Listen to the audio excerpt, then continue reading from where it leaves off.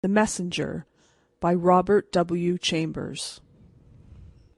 Little grey messenger, robed like painted death, your robe is dust. Whom do you seek among lilies and closed buds at dusk? Among lilies and closed buds at dusk, whom do you seek, little grey messenger, robed in the awful panoply of painted death?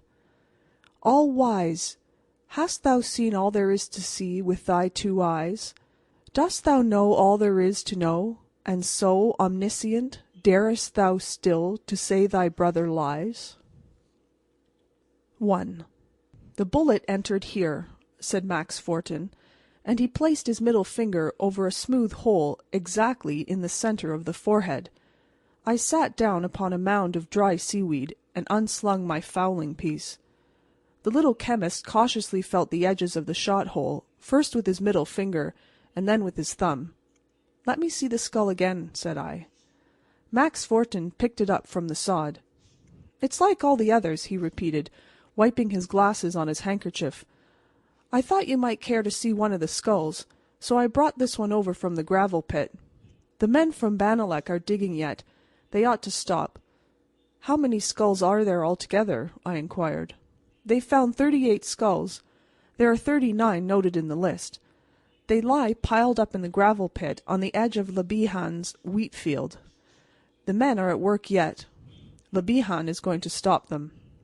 "Let's go over," said I, and I picked up my gun and started across the cliffs, Porton on one side, Wome on the other. "Who has the list?" I asked, lighting my pipe. "You say there's a list?" "The list was found rolled up in a brass cylinder," said the chemist. He added, "You should not smoke here. You know that if a single spark drifted into the wheat—" "Ah, but I have a cover to my pipe," said I, smiling. Fortin watched me as I closed the pepper box arrangement over the glowing bowl of the pipe. Then he continued. "The list was made out on thick yellow paper. The brass tube has preserved it. It is as fresh today as it was in 1760. You shall see it." "Is that the date?" "The list is dated April, 1760. The Brigadier Durand has it. It is not written in French." "Not written in French!" I exclaimed. "No," replied Fortin solemnly. "It is written in Breton." "But," I protested, "the Breton language was never written or printed in 1760." "Except by priests," said the chemist. "I have heard of but one priest who ever wrote the Breton language," I began. Fortin stole a glance at my face. "You mean the Black Priest?" he asked. I nodded. Fortin opened his mouth to speak again, hesitated, and finally shut his teeth obstinately over the wheat stem that he was chewing. "And the Black Priest?" I suggested encouragingly. But I knew it was useless, for it is easier to move the stars from their courses than it is to make an obstinate Breton talk. We walked on for a minute or two in silence. "Where is Brigadier Durand?" I asked, motioning Môme to come out of the wheat, which he was trampling as though it was heather. As I spoke, we came in sight of the farther edge of the wheat field and the dark, wet mass of cliffs beyond. "Durand is down there. You can see him. He stands just behind the Mayor of St. Gildas." "I see," said I, and we struck straight down, following a sun-baked cattle path across the heather. When we reached the edge of the wheat field, Le Bihan, the Mayor of St. Gildas, called to me, and I tucked my gun under my arm and skirted the wheat to where he stood. 38 skulls," he said in a thin, high-pitched voice. "There is but one more, and I am opposed to further search. I suppose Fortin told you." I shook hands with him and returned the salute of the Brigadier Durand. "I am opposed to further search," repeated Le Bihan, nervously picking at the mass of silver buttons which covered the front of his velvet and broadcloth jacket like a breastplate of scale armor. Durand pursed up his lips, twisted his tremendous mustache, and hooked his thumbs in his sabre belt. "As for me," he said, "I am in favor of further search." "Further search for what? For the 39th skull?" I asked. Le Bihan nodded. Durand frowned at the sunlit sea, rocking like a bowl of molten gold from the cliffs to the horizon. I followed his eyes. On the dark glistening cliffs, silhouetted against the glare of the sea, sat a cormorant, black, motionless, its horrible head raised toward heaven. "Where's that list, Durand?" I asked. The gendarme rummaged in his despatch pouch and produced a brass cylinder about a foot long. Very gravely he unscrewed the head and dumped out a scroll of thick yellow paper, closely covered with writing on both sides. At a nod from Le Bihan, he handed me the scroll, but I could make nothing of the coarse writing, now faded to a dull brown. "Come, come, Le Bihan," I said impatiently. "Translate it, won't you? You and Max Fortin make a lot of mystery out of nothing, it seems." Le Bihan went to the edge of the pit, where the 3 Bannalec men were digging, gave an order or two in Breton, and turned to me. As I came to the edge of the pit, the Bannalec men were removing a square piece of sailcloth from what appeared to be a pile of cobblestones. "Look!" said Le Bihan shrilly. I looked. The pile below was a heap of skulls. After a moment I clambered down the gravel sides of the pit and walked over to the men of Bannalec. They saluted me gravely, leaning on their picks and shovels, and wiping their sweating faces with sunburned hands. "How many?" said I in Breton. 38, they replied. I glanced around. Beyond the heap of skulls lay 2 piles of human bones. Beside these was a mound of broken, rusted bits of iron and steel. Looking closer, I saw that this mound was composed of rusty bayonets, sabre blades, scythe blades, with here and there a tarnished buckle attached to a bit of leather hard as iron. I picked up a couple of buttons and a belt plate. The buttons bore the royal arms of England. The belt plate was emblazoned with the English arms, and also with the number 27. I have heard my grandfather speak of the terrible English regiment, the 27th Foot, which landed and stormed the fort up there, said one of the Bannalec men. "Oh," said I, "then these are the bones of English soldiers?" "Yes," said the men of Bannalec. Le Bihan was calling to me from the edge of the pit above, and I handed the belt plate and buttons to the men and climbed the side of the excavation. "Well," said I, trying to prevent Môme from leaping up and licking my face as I emerged from the pit, "I suppose you know what these bones are. What are you going to do with them?" "There was a man," said Le Bihan angrily, "an Englishman, who passed here in a dog cart on his way to Quimper about an hour ago. And what do you suppose he wished to do?" "Buy the relics?" I asked, smiling. "Exactly, the pig," piped the mayor of St. Gildas. "Jean-Marie Tregunc, who found the bones, was standing there where Max Fortin stands, and do you know what he answered? He spat upon the ground and said, 'Pig of an Englishman! Do you take me for a desecrator of graves?' I know Tregunc, a sober, blue-eyed Breton, who lived from one year's end to the other without being able to afford a single bit of meat for a meal." "How much did the Englishman offer Tregunc?" I asked. 200 francs for the skulls alone." I thought of the relic hunters and the relic buyers on the battlefields of our Civil War. 1760 is long ago, I said. "Respect for the dead can never die," said Fortin.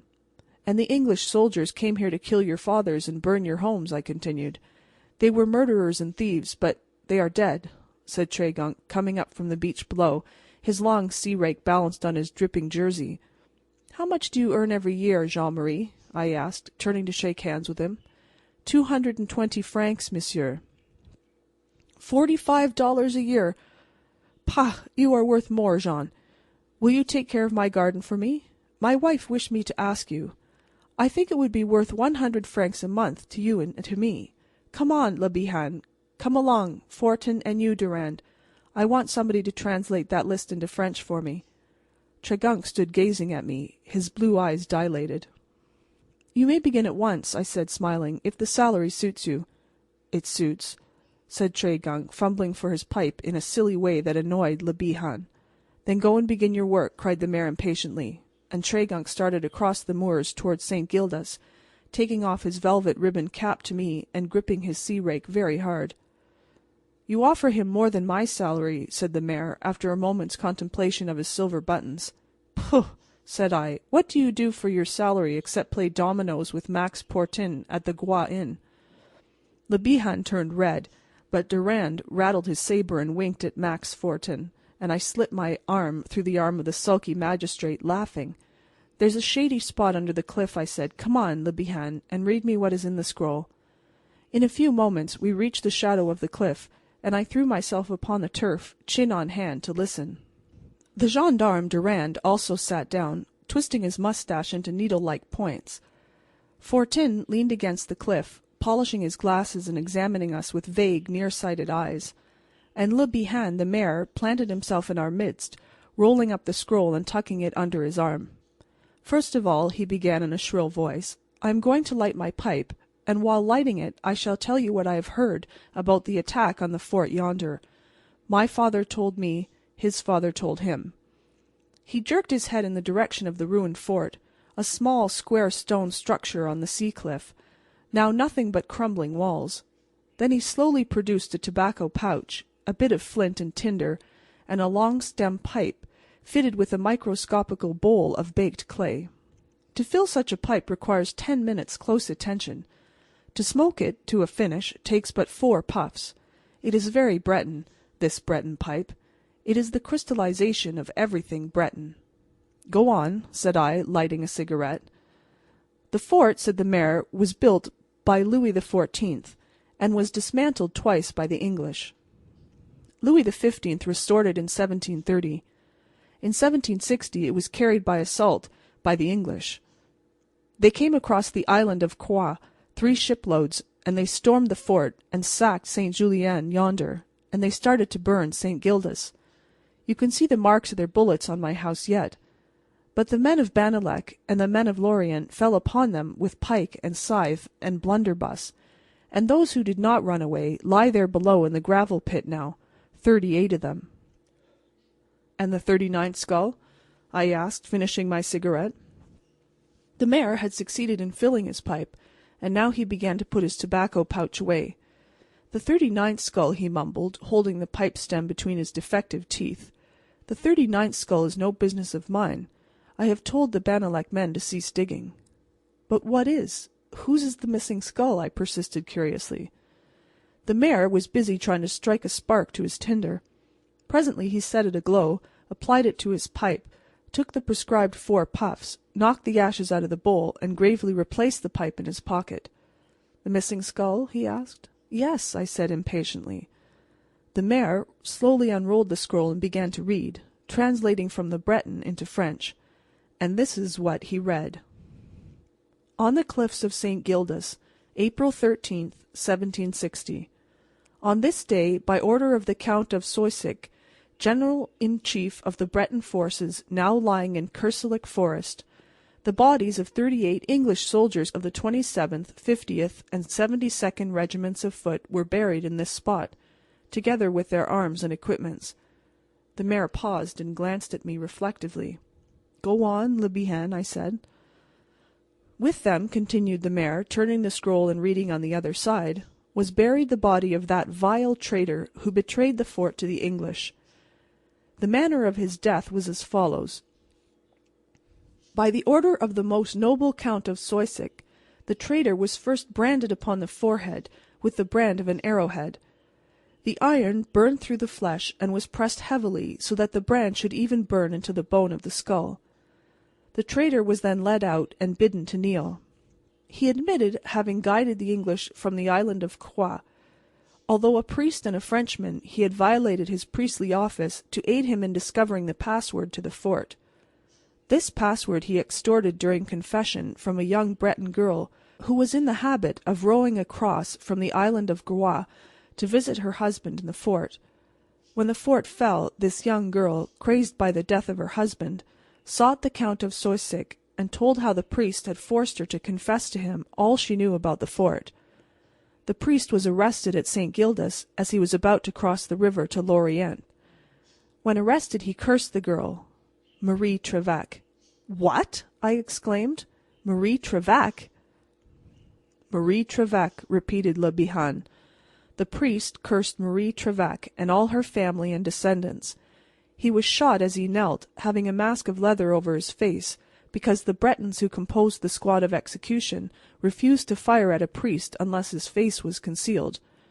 The priest was l'Abbé Sorgue, commonly known as the Black Priest on account of his dark face and swarthy eyebrows. He was buried with a stake through his heart. Le Bihan paused, hesitated, looked at me, and handed the manuscript back to Durand. The gendarme took it and slipped it into the brass cylinder. So, said I, the 39th skull is the skull of the Black Priest. Yes, said Fortin. I hope they won't find it. I have forbidden them to proceed, said the mayor querulously. You heard me, Max Fortin. I rose and picked up my gun. Môme came and pushed his head into my hand. That's a fine dog, observed Durand, also rising. Why don't you wish to find his skull? I asked Le Bihan. It would be curious to see where the arrow brand really burned into the bone. There is something in that scroll that I didn't read to you, said the mayor grimly. Do you wish to know what it is? Of course, I replied in surprise. Give me the scroll again, Durand, he said. Then he read from the bottom. I, l'Abbé Sorgue, forced to write the above by my executioners, have written it in my own blood, and with it I leave my curse on St. Gildas, on Marie Trevec, and on her descendants. I will come back to St. Gildas when my remains are disturbed. Woe to that Englishman whom my branded skull shall touch. What rot, I said. Do you believe it was really written in his own blood? I'm going to test it, said Fortin, at the request of Monsieur le Maire. I am not anxious for the job, however. See, said Le Bihan, holding out the scroll to me. It is signed, l'Abbé Sorgue. I glanced curiously over the paper. It must be the Black Priest, I said. He was the only man who wrote in the Breton language. This is a wonderfully interesting discovery, for now, at last, the mystery of the Black Priest's disappearance is cleared up. You will, of course, send the scroll to Paris, Le Bihan? No, said the mayor obstinately. It shall be buried in the pit below, where the rest of the Black Priest lies. I looked at him and recognized that argument would be useless. But still I said, It will be a loss to history, Monsieur Le Bihan. All the worse for history, then, said the enlightened mayor of St. Gildas. We had sauntered back to the gravel pit while speaking. The men of Bannalec were carrying the bones of the English soldiers toward the St. Gildas cemetery on the cliffs to the east, where already a knot of white-coiffed women stood in attitudes of prayer, and I saw the sombre robe of a priest among the crosses of the little graveyard. They were thieves and assassins. They are dead now, muttered Max Fortin. Respect the dead, repeated the mayor of St. Gildas, looking after the Bannalec men. It was written in that scroll that Marie Trevec of Groix Island was cursed by the priest. She and her descendants, I said, touching Le Bihan on the arm. There was a Marie Trevec who married an Yves Trevec of St. Gildas. It is the same, said Le Bihan, looking at me obliquely. Oh, said I. Then they were ancestors of my wife. Do you fear the curse? Asked Le Bihan. What? I laughed. There was the case of the Purple Emperor, said Max Fortin timidly. Startled for a moment, I faced him, then shrugged my shoulders and kicked at a smooth bit of rock which lay near the edge of the pit, almost embedded in gravel. Do you suppose the Purple Emperor drank himself crazy because he was descended from Marie Trevec? I asked contemptuously.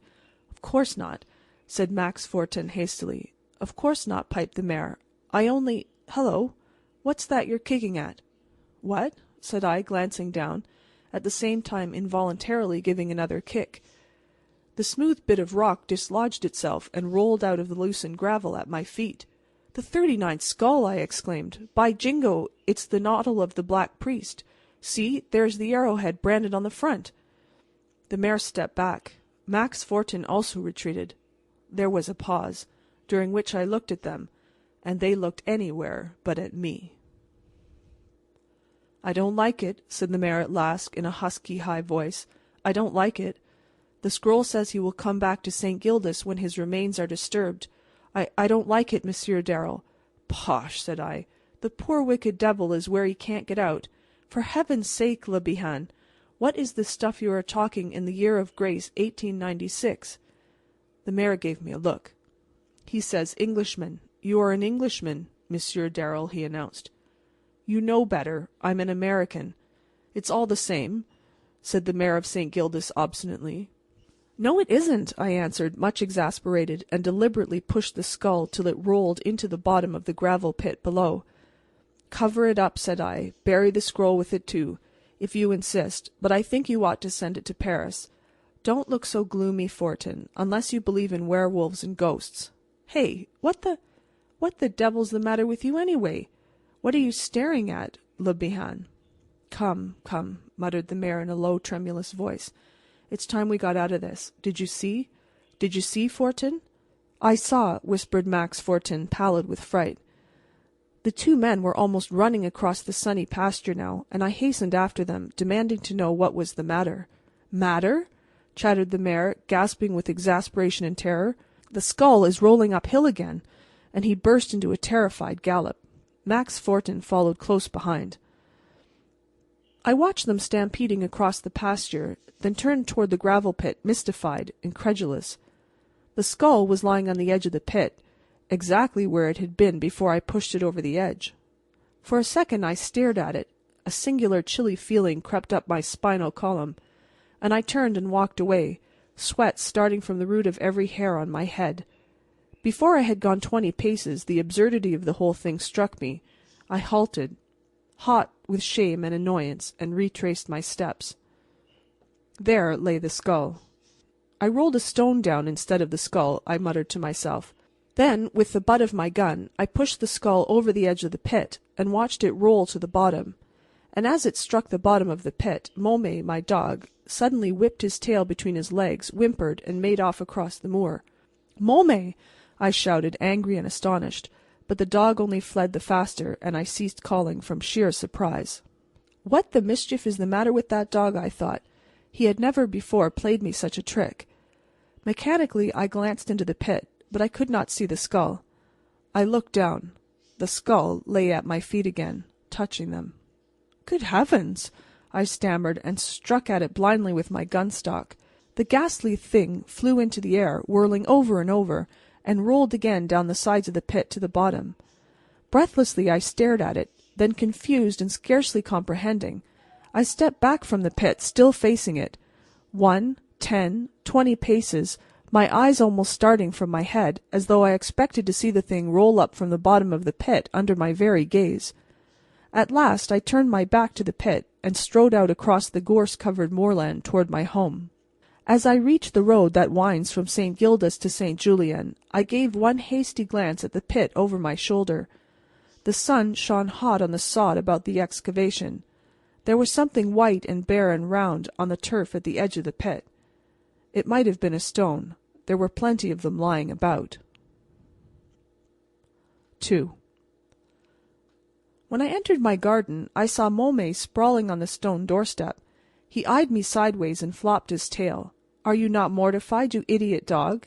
I said, looking about the upper windows for Lys. Môme rolled over on his back and raised one deprecating forepaw, as if to ward off calamity. Don't act as though I was in the habit of beating you to death, I said, disgusted. I had never in my life raised whip to the brute. But you are a fool dog, I continued. No, you needn't come to be babied and wept over. Lys can do that if she insists, but I am ashamed of you, and you can go to the devil. Môme slunk off into the house, and I followed, mounting directly to my wife's boudoir. It was empty. Where has she gone? I said, looking hard at Môme, who had followed me.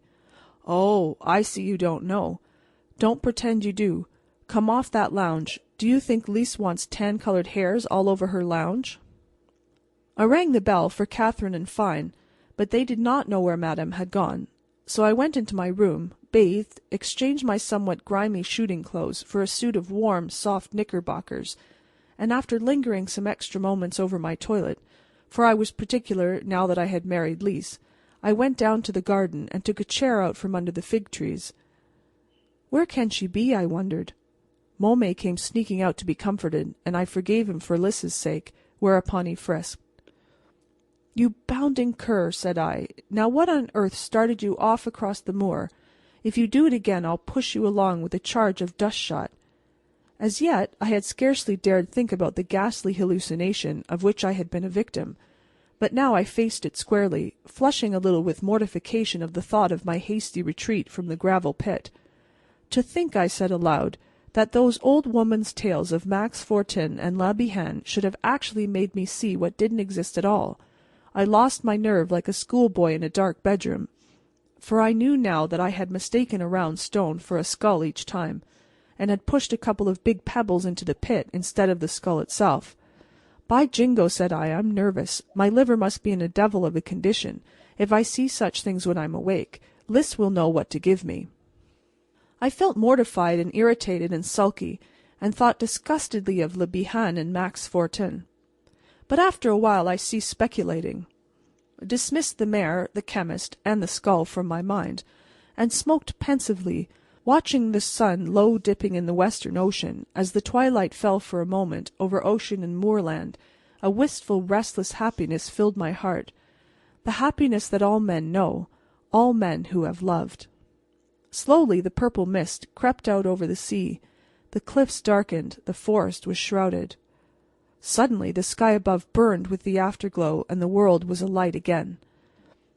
Cloud after cloud caught the rose dye, the cliffs were tinted with it, moor and pasture, heather and forest burned and pulsated with the gentle flush. I saw the gulls turning and tossing over the sandbar, their snowy wings tipped with pink. I saw the sea swallows cheering the surface of the still river, stained to its placid depths with warm reflections of the clouds. The twitter of drowsy hedge-birds broke out in the stillness. A salmon rolled its shining side above tide-water. The interminable monotone of the ocean intensified the silence. I sat motionless, holding my breath as one who listens to the first low rumour of an organ.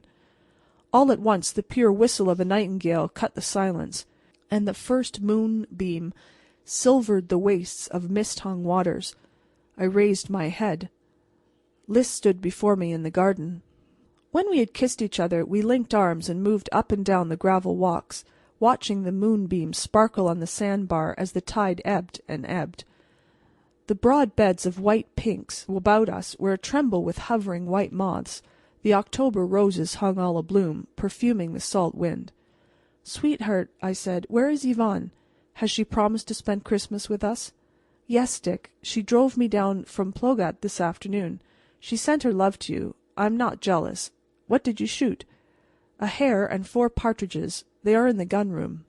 I told Catherine not to touch them until you had seen them." Now I suppose I knew that Lys could not be particularly enthusiastic over game or guns, but she pretended she was, and always scornfully denied that it was for my sake and not for the pure love of sport. So she dragged me off to inspect the rather meagre game bag, and she paid me pretty compliments, and gave a little cry of delight and pity as I lifted the enormous hare out of the sack by his ears. "He'll eat no more of our lettuce," I said, attempting to justify the assassination. "Unhappy little bunny, and what a beauty! Oh, Dick, you are a splendid shot, are you not?" I evaded the question, and hauled out a partridge. "Poor little dead things," said Lys in a whisper. "It seems a pity, doesn't it, Dick? But then you are so clever." "We'll have them broiled," I said guardedly. "Tell Catherine." Catherine came in to take away the game, and presently fine Leocard, Lys's maid, announced dinner, and Lys tripped away to her boudoir. I stood an instant contemplating her blissfully, thinking, "My boy, you're the happiest fellow in the world. You're in love with your wife." I walked into the dining-room, beamed at the plates, walked out again, met Tregunc in the hallway, beamed on him, glanced into the kitchen, beamed at Catherine, and went upstairs, still beaming. Before I could knock at Lys's door it opened, and Lys came hastily out. When she saw me she gave a little cry of relief, and nestled close to my breast. "There's something peering in at my window," she said. "What?" I cried angrily. "A man, I think, disguised as a priest. He has a mask on. He must have climbed up by the bay tree." I was down the stairs and out of doors in no time. The moonlit garden was absolutely deserted. Tregunc came up, and together we searched the hedge and shrubbery round the house and out to the road. "Jean-Marie," said I at length, "loose my bulldog. He knows you, and take your supper on the porch where you can watch. My wife says the fellow is disguised as a priest and wears a mask." Tregunc showed his white teeth in a smile. "He will not care to venture in here again, I think, Mr. Darrell." I went back and found Lys seated quietly at the table. "The soup is ready, dear," she said. "Don't worry. It was only some foolish lout from Bannalec. No one in St. Gildas or St. Julien would do such a thing." I was too much exasperated to reply at first, but Lys treated it as a stupid joke, and after a while I began to look at it in that light. Lys told me about Yvonne, and reminded me of my promise to have Herbert Stuart come to meet her. "You wicked diplomat," I protested. "Herbert is in Paris, and hard at work at the Salon. Don't you think he might spare a week to flirt with the prettiest girl in Finistère, inquired Lys innocently. Prettiest girl, not much, I said. Who is, then? Urged Lys. I laughed a trifle sheepishly. I suppose you mean me, Dick, said Lys, colouring up. Now I bore you, don't I? Bore me? Ah, no, Dick. After coffee and cigarettes were served, I spoke about Tregunc, and Lys approved. Poor Jean, he will be glad, won't he? What a dear fellow you are. Nonsense, said I. We need a gardener. You said so yourself, Lys. But Lys leaned over and kissed me, and then bent down and hugged Môme, who whistled through his nose in sentimental appreciation. I am a very happy woman, said Lys. Môme was a very bad dog today, I observed. Poor Môme, said Lys, smiling. When dinner was over and Môme lay snoring before the blaze, for the October nights are often chilly in Finistère, Lys curled up in the chimney corner with embroidery, and gave me a swift glance from under her dropping lashes.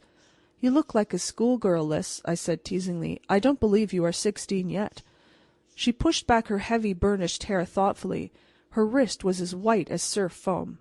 Have we been married 4 years? I don't believe it, I said. She gave me another swift glance and touched the embroidery on her knee, smiling faintly. I see, said I, also smiling at the embroidered garment. Do you think it will fit? Fit? Repeated Lys. Then she laughed. And, I persisted, are you perfectly sure that we shall need it? Perfectly, said Lys. A delicate color touched her cheeks and neck. She held up the little garment, all fluffy with misty lace and wrought with quaint embroidery. It's very gorgeous, said I. Don't use your eyes too much, dearest. May I smoke a pipe? Of course, she said, selecting a skein of pale blue silk. For a while I sat and smoked in silence, watching her slender fingers among the tinted silks and thread of gold. Presently she spoke. What did you say your crest is, Dick? My crest? Oh, something or other rampant on something or other. Dick, dearest? Don't be flippant. But I really forgot. It's an ordinary crest. Everybody in New York has them. No family should be without 'em. You are disagreeable, Dick. Send Josephine upstairs for my album. Are you going to put that crest on the whatever it is? I am, and my own crest, too. I thought of the Purple Emperor and wondered a little. You didn't know I had one, did you? She smiled. What is it? I replied evasively. You shall see. Ring for Josephine. I rang, and when Fine appeared, Lys gave her some orders in a low voice, and Josephine trotted away, bobbing her white coiffed head with a bien, madame. After a few minutes she returned, bearing a tattered, musty volume, from which the gold and blue had mostly disappeared. I took the book in my hands and examined the ancient emblazoned covers. Lilies! I exclaimed. Fleur-de-lis, said my wife demurely. Oh, said I, astonished, and opened the book. You've never seen this book? Asked Lys with a touch of malice in her eyes. You know I haven't. Hello! What's this? Oh ho! So there should be a D before Trevac. Lys de Trevac? Then why in the world did the Purple Emperor— Dick! Cried Lys. All right, said I. Shall I read about the Sieur de Trevac, who rode to Saladin's tent alone to seek for medicine for St. Louise? Or shall I read about— What is it? Oh, here it is, all down in black and white, about the Marquis de Trevac, who drowned himself before Alva's eyes rather than surrender the banner of the fleur-de-lis to Spain? It's all written here. But, dear, how about that soldier named Trevac who was killed in the old fort on the cliff yonder? He dropped the D, and the Trevacs since then have been Republicans, said Lys, all except me. That's quite right, said I. It is time that we Republicans should agree upon some feudal system. My dear, I drink to the king, and I raised my wine-glass and looked at Lys. To the king, said Lys, flushing. She smoothed out the tiny garment on her knees. She touched the glass with her lips. Her eyes were very sweet. I drained the glass to the king. After a silence I said, I will tell the king stories. His Majesty shall be amused. His Majesty, repeated Lys softly. Or hers, I laughed. Who knows? Who knows? Murmured Lys with a gentle sigh. I know some stories about Jack the Giant Killer, I announced. Do you, Lys? I? No, not about a giant killer. But I know all about the werewolf, and Jean de Flamme, and the man in purple tatters, and, oh dear me, I know lots more. You are very wise, said I. I shall teach His Majesty English. And I Breton, said Lys jealously. I shall bring playthings to the king, said I, big green lizards from the gorse, little grey mullets to swim in glass globes, baby rabbits from the forest of Kerselec. And I, said Lys, will bring the first primrose, the first branch of abupine, the first jonquil to the king, my king. Our king, said I, and there was peace in Finisterre. I lay back, idly turning the leaves of the curious old volume. I am looking, said I, for the crest. The crest, dear? It is a priest's head with an arrow-shaped mark on the forehead, on a field. I sat up and stared at my wife. Dick, whatever is the matter? I smiled. The story is there in the book. Do you care to read it? No? Shall I tell it to you? Well, then, it happened in the Third Crusade. There was a monk whom men called the Black Priest. He turned apostate and sold himself to the enemies of Christ. A Sieur de Trevec burst into the Saracen camp at the head of only 100 lances, and carried the Black Priest away out of the very midst of their army. So that is how you come by the crest, I said quietly, and I thought of the branded skull in the gravel pit, and wondered. Yes, said Lys. The Sieur de Trevec cut the Black Priest's head off, but first he branded him with an arrow mark on the forehead. The book says it was a pious action, and the Sieur de Trevec got great merit by it. But I think it was cruel, the branding, she sighed. Did you ever hear of any other Black Priest? Yes, there was one in the last century, here in St. Gildas. He cast a white shadow in the sun. He wrote in the Breton language, chronicles too, I believe. I never saw them. His name was the same as that of the old chronicler, and of the other priest, Jacques Sorgue. Some said he was a lineal descendant of the traitor. Of course, the first Black Priest was bad enough for anything, but if he did have a child, it need not have been the ancestor of the last Jacques Sorgue. They say he was so good he was not allowed to die, but was caught up to heaven one day, added Lys with believing eyes. I smiled. But he disappeared, persisted Lys. I'm afraid his journey was in another direction, I said jestingly, and thoughtlessly told her the story of the morning.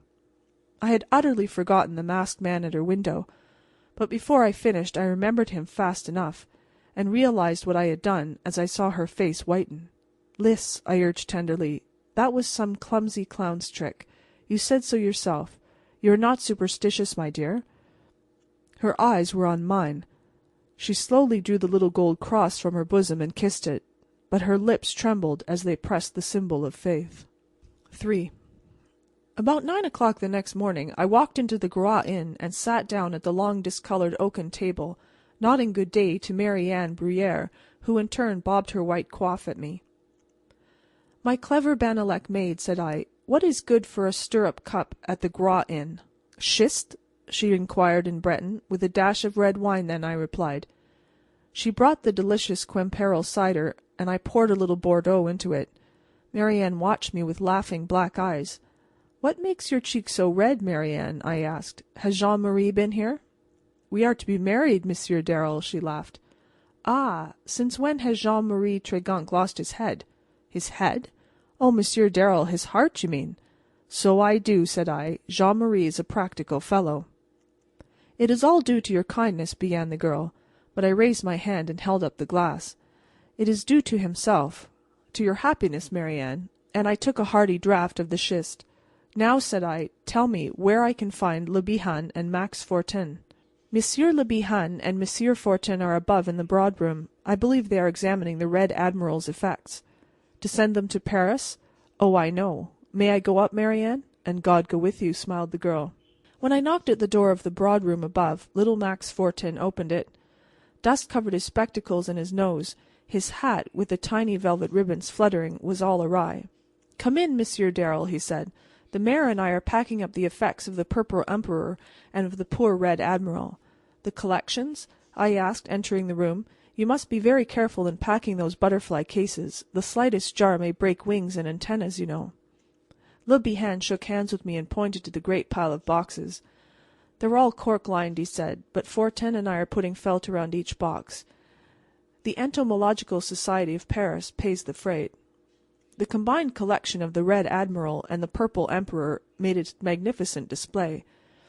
I lifted and inspected case after case, set with gorgeous butterflies and moths, each specimen carefully labelled with the name in Latin. There were cases filled with crimson tiger moths, all aflame with color, cases devoted to the common yellow butterflies, symphonies in orange and pale yellow, cases of soft gray and dun-colored sphinx moths, and cases of grayish nettle-bed butterflies of the numerous family of Vanessa. All alone, in a great case by itself, was pinned the purple emperor, the Apatura iris, that fatal specimen that had given the purple emperor his name and quietus. I remembered the butterfly, and stood looking at it with bent eyebrows. Le Bihan glanced up from the floor where he was nailing down the lid of a box full of cases. "It is settled, then," said he, "that Madame, your wife, gives the purple emperor's entire collection to the city of Paris?" I nodded. "Without accepting anything for it?" "It is a gift," I said. "Including the purple emperor there in the case? That butterfly is worth a great deal of money," persisted Le Bihan. "I don't suppose that we could wish to sell that specimen, do you?" I answered a trifle sharply. "If I were you I should destroy it," said the mayor in his high-pitched voice. "That would be nonsense," said I, "like your burying the brass cylinder and scroll yesterday." "It was not nonsense," said Le Bihan doggedly, "and I should prefer not to discuss the subject of the scroll." I looked at Max Fortin, who immediately avoided my eyes. "You are a pair of superstitious old women," said I, digging my hands into my pockets. "You swallow every nursery tale that is invented." "What of it?"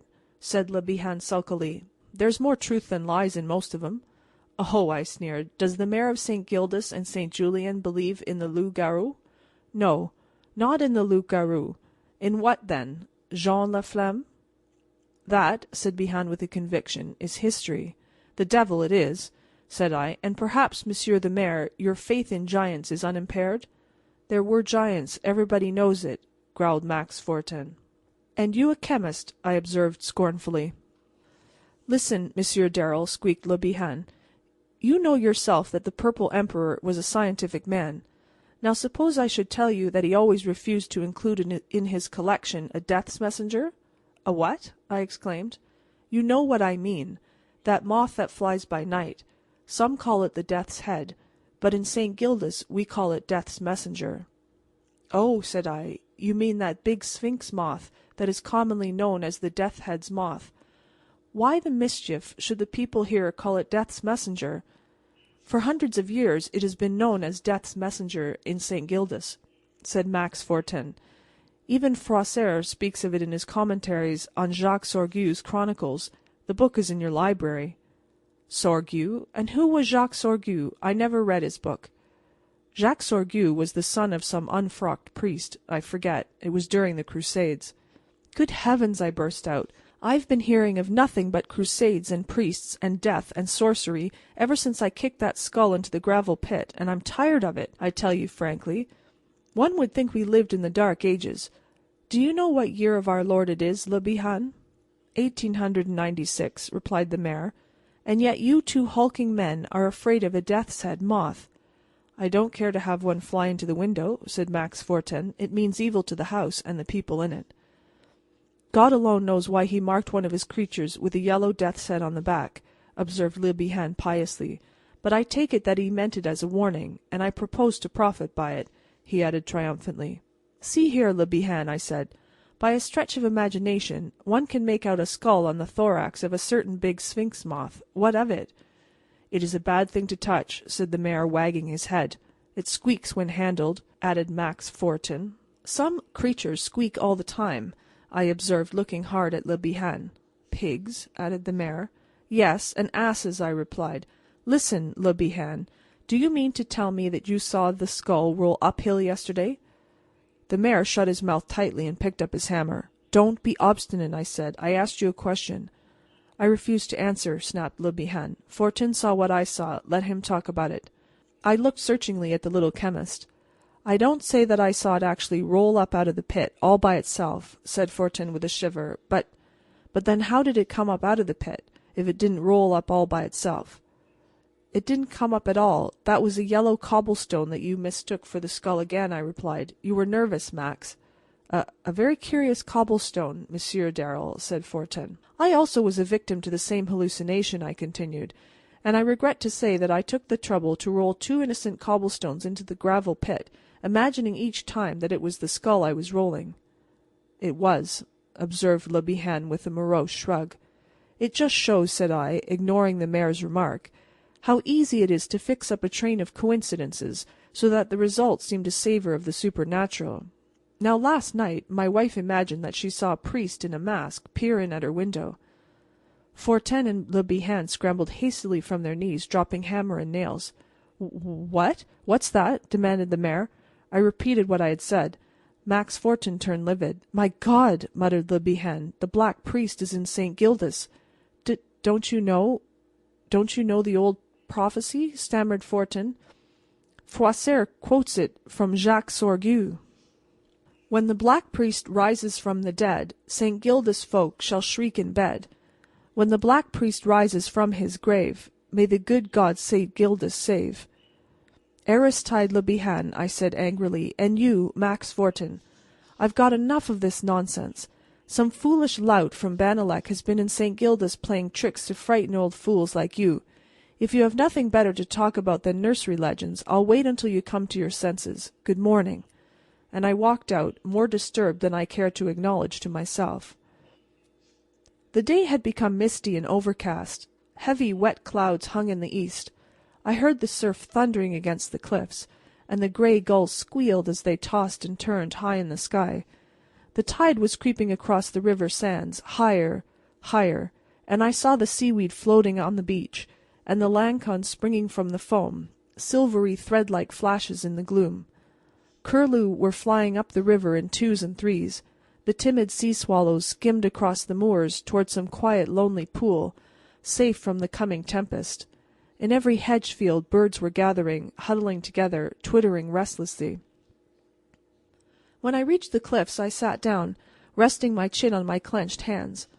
Already a vast curtain of rain, sweeping across the ocean miles away, hid the island of Groix. To the east, behind the white semaphore on the hills, black clouds crowded up over the horizon. After a little the thunder boomed, dull, distant, and slender skeins of lightning unravelled across the crest of the coming storm. Under the cliff at my feet the surf rushed foaming over the shore, and the lancons jumped and skipped and quivered until they seemed to be but the reflections of the meshed lightning. I turned to the east. It was raining over Groix. It was raining at Sainte Barbe. It was raining now at the semaphore. High in the storm whirl a few gulls pitched. A nearer cloud trailed veils of rain in its wake. The sky was spattered with lightning.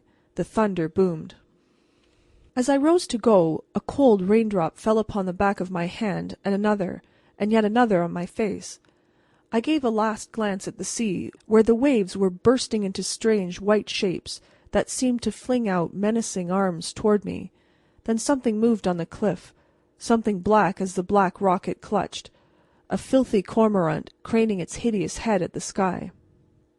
Slowly I plodded homeward across the sombre moorland, where the gorse stems glimmered with a dull metallic green, and the heather, no longer violet and purple, hung drenched and dun-coloured among the dreary rocks. The wet turf creaked under my heavy boots. The black thorns scraped and grated against knee and elbow. Over all lay a strange light, pallid, ghastly, where the sea spray whirled across the landscape and drove into my face until it grew numb with the cold. In broad bands, rank after rank, billow on billow, the rain burst out across the endless moors, and yet there was no wind to drive it at such a pace. Lys stood at the door as I turned into the garden, motioning me to hasten, and then for the first time I became conscious that I was soaked to the skin. "However in the world did you come to stay out when such a storm threatened?" she said. "Oh, you are dripping. Go quickly and change. I have laid your warm underwear on the bed, Dick." I kissed my wife and went upstairs to change my dripping clothes for something more comfortable. When I returned to the morning room there was a driftwood fire on the hearth, and Lys sat in the chimney corner embroidering. "Catherine tells me that the fishing fleet from Lorient is out. Do you think they're in danger, dear?" asked Lys, raising her blue eyes to mine as I entered. "There's no wind, and there will be no sea," I said, looking out the window. Far across the moor I could see the black cliffs looming in the mist. "How it rains!" murmured Lys. "Come to the fire, Dick." I threw myself on the fur rug, my hands in my pockets, my head on Lys's knees. "Tell me a story," I said. "I feel like a boy of 10." Lys raised a finger to her scarlet lips. I always waited for her to do that. "Will you be very still, then?" she said. "Still as death." "Death," echoed a voice very softly. "Did you speak, Lys?" I asked, turning so I could see her face. "No. Did you, Dick?" "Who said death?" I asked, startled. "Death," echoed a voice softly. I sprang up and looked about. Lys rose too, her needles and embroidery falling to the floor. She seemed about to faint, leaning heavily on me. I led her to the window and opened it a little way to give her air. As I did so the chain lightning split the zenith. The thunder crashed, and a sheet of rain swept into the room, driving with it something that fluttered, something that flapped and squeaked, and beat upon the rug with soft, moist wings. We bent over it together, Lys clinging to me, and we saw that it was a death's-head's moth drenched with rain. The dark day passed slowly as we sat beside the fire, hand in hand, her head against my breast, speaking of sorrow and mystery and death. For Lys believed that there were things on earth that none might understand, things that must be nameless forever and ever, until God rolls up the scroll of life and all is ended. We spoke of hope and fear and faith, and the mystery of the saints. We spoke of the beginning and the end, of the shadow of sin, of omens, and of love. The moth still lay on the floor, quivering its sombre wings in the warmth of the fire, the skull and ribs clearly etched upon its neck and body. "If it is a messenger of death to this house," I asked, "why should we fear, Lys?" "Death should be welcome to those who love God," murmured Lys, and she drew the cross from her breast and kissed it. "The moth might die if I threw it out into the storm," I said after a silence. "Let it remain," sighed Lys. Late that night my wife lay sleeping, and I sat beside her bed and read in the Chronicle of Jacques Sorgue. I shaded the candle, but Lys grew restless, and finally I took the book down into the morning room, where the ashes of the fire rustled and whitened on the hearth. The death's-head moth lay on the rug before the fire where I had left it. At first I thought it was dead, but when I looked closer I saw a lambent fire in its amber eyes. The straight white shadow it cast across the floor wavered as the candle flickered. The pages of the Chronicle of Jacques Sorgue were damp and sticky. The illuminated gold and blue initials left flakes of azure and gilt where my hand brushed them. "It is not paper at all, it is thin parchment," I said to myself, and I held the discolored page close to the candle flame and read, translating laboriously: "I, Jacques Sorgue, saw all these things, and I saw the black mass celebrated in the chapel of St. Gildas on the cliff. It was said by the Abbé Sorgue, my kinsman, for which deadly sin the apostate priest was seized by the most noble Marquis of Plougastel, and by him condemned to be burned with hot irons, till his seared soul quit its body and fly to its master the devil. But when the black priest lay in the crypt of Plougastel, his master Satan came at night and set him free, and carried him across land and sea to Mahmoud, which is Soldan or Saladin. And I, Jacques Sorgue, travelling afterward by sea, beheld with my own eyes my kinsman, the black priest of St. Gildas, borne along in the air upon a vast black wing, which was the wing of his master Satan. And this was seen also by 2 men of the crew." I turned the page. The wings of the moth on the floor began to quiver. I read on, my eyes blurring under the shifting candle flame. I read of battles and of saints, and I learned how the great Soldan made his pact with Satan. Then I came to the Sieur de Trevec, and read how he seized the black priest in the midst of Saladin's tents, and carried him away, and cut off his head, first branding him on the forehead. And there he suffered, said the Chronicle. He cursed the Sieur de Trevec and his descendants. He said he would surely return to St. Gildas. "For the violence you do to me, I will do violence to you. For the evil I suffer at your hands, I will work evil on you and your descendants. Woe to your children, Sieur de Trevec." There was a whir, a beating of strong wings, and my candle flashed up as in a sudden breeze. A humming filled the room. The great moth darted hither and thither, beating, buzzing, on ceiling and wall. I flung down my book and stepped forward. Now it lay fluttering upon the window-sill, and for a moment I had it under my hand, but the thing squeaked and I shrank back. Then suddenly it darted across the candle flame. The light flared and went out, and at the same moment a shadow moved in the darkness outside. I raised my eyes to the window. A masked face was peering in at me. Quick as thought, I whipped out my revolver and fired every cartridge, but the face advanced beyond the window, the glass melting away before it like mist, and through the smoke of my revolver I saw something creep swiftly into the room. Then I tried to cry out, but the thing was at my throat, and I fell backward among the ashes of the hearth. When my eyes unclosed I was lying on the hearth, my head among the cold ashes. Slowly I got on my knees, rose painfully and groped my way to a chair. On the floor lay my revolver, shining in the pale light of early morning. My mind cleared by degrees. I looked shuddering at the window. The glass was unbroken. I stooped stiffly, picked up my revolver and opened the cylinder. Every cartridge had been fired. Mechanically I closed the cylinder and placed the revolver in my pocket. The book, The Chronicles of Jacques Sorgue, lay on the table beside me, and as I started to close it I glanced at the page. It was all splashed with rain, and the lettering had run, so that the page was merely a confused blur of gold and red and black. As I stumbled toward the door, I cast a fearful glance over my shoulder. The death's head moth crawled shivering on the rug. 4. The sun was about 3 hours high, and I must have slept, for I was aroused by the sudden gallop of horses under our window. People were shouting and calling in the road. I sprang up and opened the sash. Le Bihan was there, an image of helplessness, and Max Fortin stood beside him polishing his glasses. Some gendarmes had just arrived from Quimperle, and I could hear them around the corner of the house, stamping and rattling their sabres and carbines as they led their horses into my stable. Lys sat up, murmuring half-sleepy, half-anxious questions. "I don't know," I answered. "I'm going out to see what it means." "It is like the day they came to arrest you," Lys said, giving me a troubled look. But I kissed her and laughed at her until she smiled too. Then I flung on coat and cap and hurried down the stairs. The first person I saw standing in the road was the Brigadier Durand. "Hello," said I. "Have you come to arrest me again? What the devil is all this fuss about, anyway?" "We were telegraphed for an hour ago," said Durand briskly, "and for a sufficient reason, I think. Look there, Monsieur Darrell." He pointed to the ground, almost under my feet. "Good heavens!" I cried. "Where did that puddle of blood come from?" "That's what I want to know, Monsieur Darrell. Max Fortin found it at daybreak. See, it's splashed all over the grass, too. A trail of it leads into your garden, across the flower beds to your very window, the one that opens from the morning room. There's another trail leading from this spot across the road to the cliffs, then to the gravel pit, and thence across the moor to the forest of Kerselec. We are going to mount in a minute and search the bosquet. Will you join us? Bon Dieu! But the fellow bled like an ox.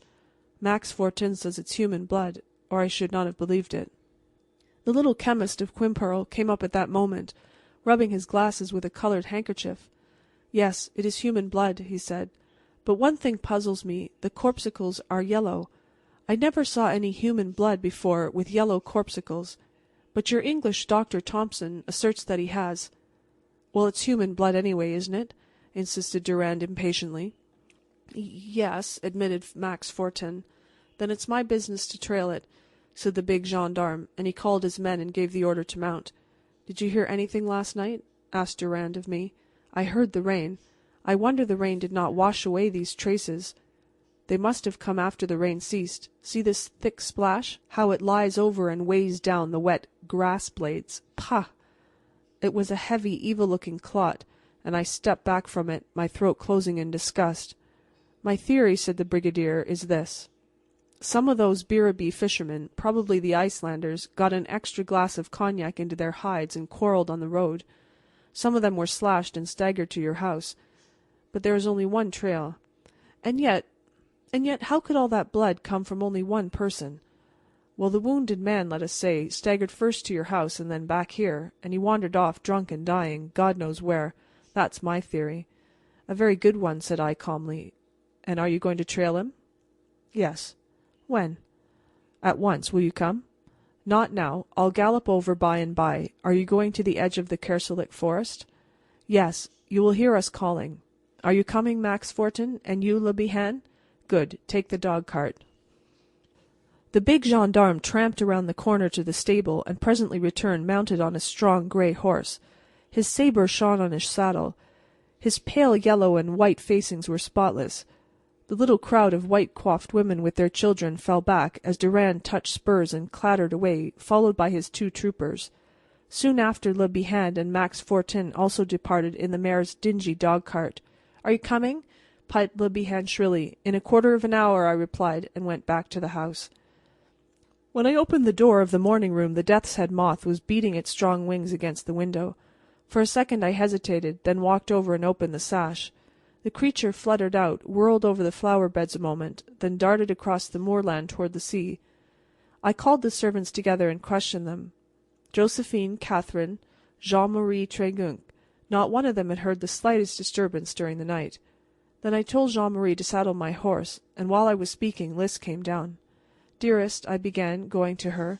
"You must tell me everything you know, Dick," she interrupted, looking me earnestly in the face.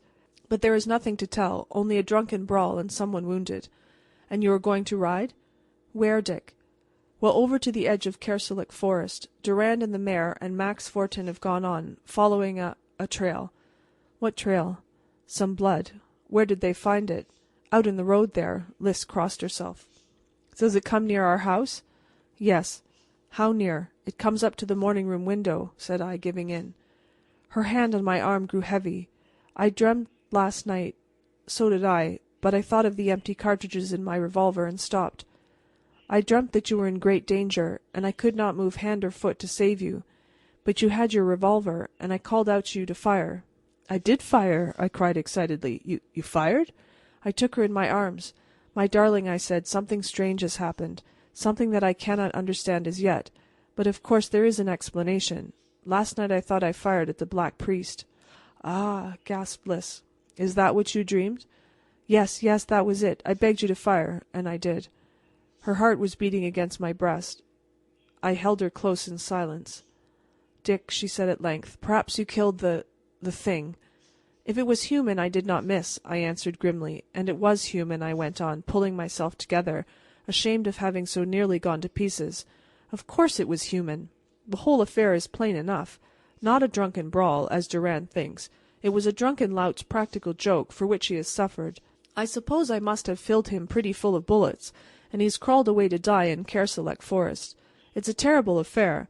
I'm sorry I fired you so hastily, but that idiot Le Bihan and Max Fortin have been working on my nerves till I am as hysterical as a schoolgirl," I ended angrily. "You fired, but the window glass was not shattered," said Lys in a low voice. "Well, the window was open then. And as for the rest, I've got nervous indigestion. A doctor will settle the Black Priest for me, Lys." I glanced out the window at Tregunc waiting with my horse at the gate. "Dearest, I think you'd better go to join Durand and the others. I will go too." "Oh, no." "Yes, Dick."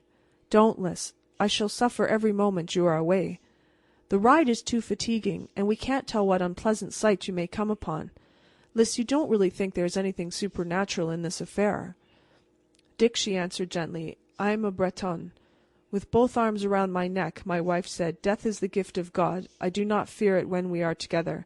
But alone, oh, my husband, I should fear a God who could take you away from me.' We kissed each other soberly, simply, like 2 children. Then Lys hurried away to change her gown, and I paced up and down the garden waiting for her. She came, drawing on her slender gauntlets. I swung her into the saddle, gave a hasty order to Jean-Marie, and mounted. Now, to quail under thoughts of terror on a morning like this, with Lys in the saddle beside me, no matter what had happened or might happen, was impossible. Moreover, Môme came sneaking after us. I asked Tregunc to catch him, for I was afraid he might be brained by our horses' hoofs if he followed. But the wily puppy dodged and bolted after Lys, who was trotting along the high road. Never mind, I thought. If he's hit, he'll live, for he has no brains to lose. Lys was waiting for me in the road beside the shrine of Our Lady of St. Gildas when I joined her. She crossed herself. I doffed my cap. Then we shook out our bridles and galloped toward the forest of Kerselec. We said very little as we rode. I always loved to watch Lys in the saddle. Her exquisite figure and lovely face were the incarnation of youth and grace. Her curling hair glistened like threaded gold. Out of the corner of my eye I saw the spoiled puppy Môme come cheerfully alongside, oblivious of our horses' heels. Our road swung close to the cliffs. A filthy cormorant rose from the black rocks and flapped heavily across our paths. Lys's horse reared, but she pulled him down, and pointed at the bird with her riding crop. I see, said I. It seems to be going our way. Curious to see a cormorant in the forest, isn't it? It's a bad sign, said Lys. You know the Bihan proverb. When the cormorant turns from the sea, death laughs in the forest, and the wise woodsmen build boats. I wish, I said sincerely, that there were fewer proverbs in Brittany. We were in sight of the forest now. Across the gorse I could see the sparkle of gendarme's trappings, and the glitter of Le Bihan's silver-buttoned jacket. The hedge was low, and we took it without difficulty, and trotted across the moor to where Le Bihan and Durand stood gesticulating. They bowed ceremoniously to Lys as we rode up. The trail is horrible. It's a river, said the mare in a squeaky voice. Monsieur Darrell, I think perhaps Madame would scarcely care to come any nearer. Lys drew bridle and looked at me. It is horrible, said Durand, walking up beside me. It looks as though a bleeding regiment has passed this way.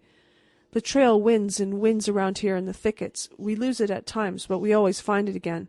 I can't understand how one man, no, nor 20, could bleed like that. A halloo, answered by another, sounded from the depths of the forest. It's my men. They're following the trail, muttered the brigadier. God alone knows what is at the end. Shall we gallop back, Lys? I asked. No, let us ride along the western edge of the woods and dismount. The sun is so hot now, I should like to rest for a moment, she said. The western forest is clear of anything disagreeable, said Durand. Very well, I answered. Call me Le Bihan if you find anything. Lys wheeled her mare, and I followed across the springy heather, Môme trotting cheerfully in the rear.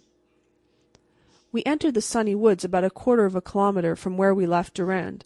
I took Lys from her horse, flung both bridles over a limb, and giving my wife my arm, aided her to a flat mossy rock, which overhung a shallow brook, gurgling among the beech trees. Lys sat down and drew off her gauntlets. Môme pushed his head into her lap, received an undeserved caress, and came doubtfully toward me. I was weak enough to condone his offence, but I made him lie down at my feet, greatly to his disgust. I rested my head on Lys's knees, looking up at the sky through the crossed branches of the trees. I suppose I have killed him, I said. It shocks me terribly, Lys. You could not have known, dear. He may have been a robber, and if not, have you ever fired your revolver since that day 4 years ago, when the Red Admiral's son tried to kill you? But I know you have not. No, I said, wondering. It's a fact. I have not. Why? And don't you remember that I asked you to let me load it for you the day when Eve went off, swearing to kill you and his father? Yes, I do remember. Well? Well, I took the cartridges first to St. Gildas Chapel and dipped them in holy water.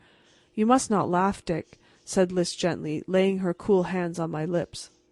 Laugh, my darling? Overhead the October sky was pale amethyst, and the sunlight burned like orange flame through the yellow leaves of beech and oak.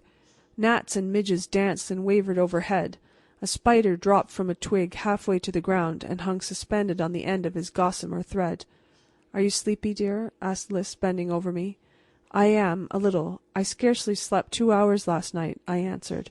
You may sleep if you wish, said Lys, and touched my eyes caressingly. Is my head heavy on your knees? No, Dick. I was already in a half doze. Still I heard the brook babbling under the beeches and the humming of forest flies overhead. Presently even these were stilled.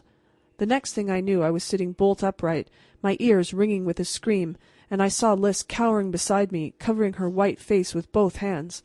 As I sprang to my feet she cried again and clung to my knees. I saw my dog rush growling into a thicket. Then I heard him whimper, and he came back out whining, ears flat, tail down. I stooped and disengaged Lys's hand. Don't go, Dick, she cried. Oh, God, it's the Black Priest. In a moment I had leaped across the brook and pushed my way into the thicket. It was empty. I stared about me. I scanned every tree trunk, every bush. Suddenly I saw him. He was seated on a fallen log, his head resting in his hands, his rusty black robe gathered around him. For a moment my hair stirred under my cap. Sweat started on forehead and cheekbone. Then I recovered my reason and understood that the man was human, and was probably wounded to death. Aye, to death. For there at my feet lay the wet trail of blood, over leaves and stones, down into the little hollow, across to the figure in black resting silently under the trees. I saw that he could not escape, even if he had the strength, for before him, almost at his very feet, lay a deep shining swamp. As I stepped forward my foot broke a twig. At the sound the figure started a little. Then its head fell forward again, its face was masked. Walking up to the man, I bade him tell where he was wounded. Durand and the others broke through the thicket at the same moment, and hurried to my side. "Who are you who hide a masked face in a priest's robe?" said the gendarme loudly. There was no answer. See the stiff blood all over his robe," muttered Le Bihan to Fortin. "He will not speak," said I. "He may be too badly wounded," whispered Le Bihan. "I saw him raise his head," I said. "My wife saw him creep up here." Durand stepped forward and touched the figure. "Speak," he said. "Speak," quavered Fortin. Durand waited a moment. Then, with a sudden upward movement, he stripped off the mask and threw back the man's head. We were looking into the eye sockets of a skull. Durand stood rigid. The mare shrieked. The skeleton burst out from its rotting robes and collapsed on the ground before us. From between the staring ribs and the grinning teeth spurted a torrent of black blood, showering the shrinking grasses.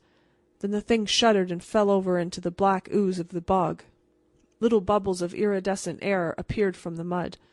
The bones were slowly engulfed, and as the last fragment sank out of sight, up from the depths and along the bank crept a creature, slowly shivering, quivering its wings.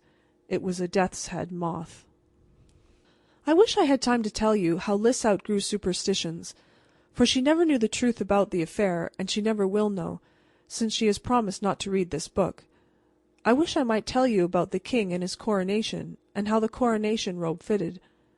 I wish that I were able to write how Yvonne and Herbert Stuart rode to a boar hunt in Quimperle, and how the hounds raced the quarry right through the town, overturning 3 gendarmes, the notary, and an old woman. But I am becoming garrulous, and Lys is calling me to come and hear the king say that he is sleepy, and his highness shall not be kept waiting. The King's Cradle Song. Seal with a seal of gold the scroll of a life unrolled. Swathe him deep in his purple stole, ashes of diamonds, crystalled kohl, drops of gold in each scented fold. Crimson wings of the little Death, stir his hair with your silken breath. Flaming wings of sins to be, splendid pinions of prophecy, smother his eyes with hues and dyes, while the white moon spins and the winds arise, and the star drips through the skies. Wave, O wings of the little Death, seal his sight and stifle his breath. Cover his breast with the gem shroud pressed, from north to north, from west to west. Wave, O wings of the little Death, till the white moon reels in the cracking skies, and the ghost of God arise. End of Section 3.